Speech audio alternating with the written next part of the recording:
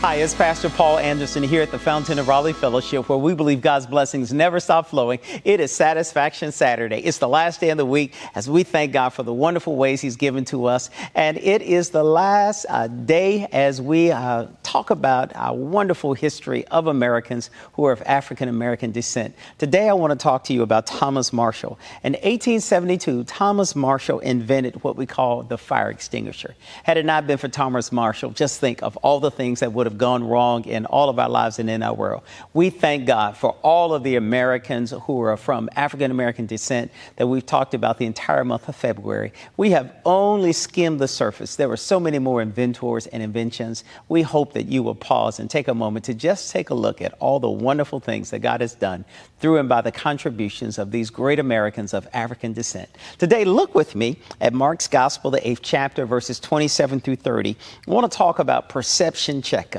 Perception checkup.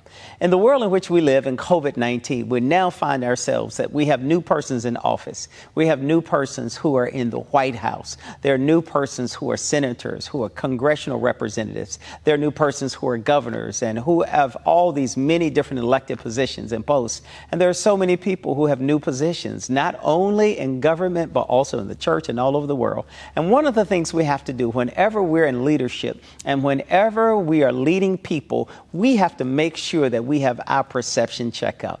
Our text on today begins to let us see that Jesus does something so profound that maybe you and I should consider it as well. In the midst of COVID-19, in this world in which we've been living in, we have seen some very difficult and some very traumatic things. But one thing we do know is that the Bible gives us some precepts and some examples that we can live by. Our text on today notices, it tells us that Jesus and his disciples, they went to a place that's called Caesarea Philippi. And as they were walking, notice it says they went up. It is always important for all of us to take a step up. We must move higher in all of life, in all of living, and all the things that we do. Whenever we decide to go up, that means God is calling us to come closer to him. Notice Jesus and his disciples go up to Caesarea Philippi. The second thing he does, as he's talking with them, he says, "Who do men say that I am?" That's a great question. He says, what are people saying about me? We must always make sure that we have not only our thoughts of what people are saying about us, but we must ask them, what are really people saying? He says, who do people say that I am? His disciples said, well, some say you're Elijah. Some say you're one of the other prophets. Some say that, you could be somebody great that's already been here before. That begins to help us to understand that the people in their day are no different than the people of our day.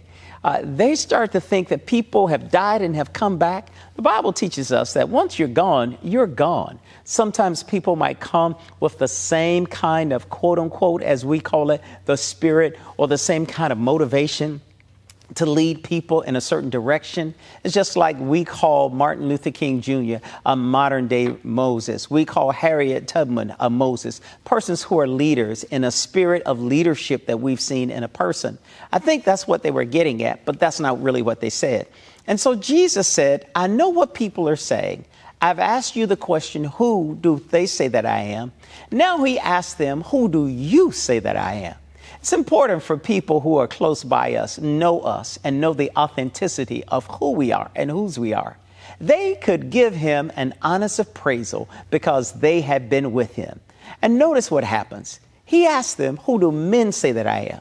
And Simon Peter, he's always the one who has something to say about everything. In everybody's life, there's always someone around you who can give you their opinion. But this time, God speaks through and by him and reveals who he is. Simon Peter says, thou art the Christ, the Son of the living God. And Jesus makes Simon know for sure. Simon, you didn't come up with that. Flesh and blood did not reveal that unto you, but my Father who is in heaven. That lets all of us see that we need to make sure that we communicate through and by what the Spirit is communicating for us to say.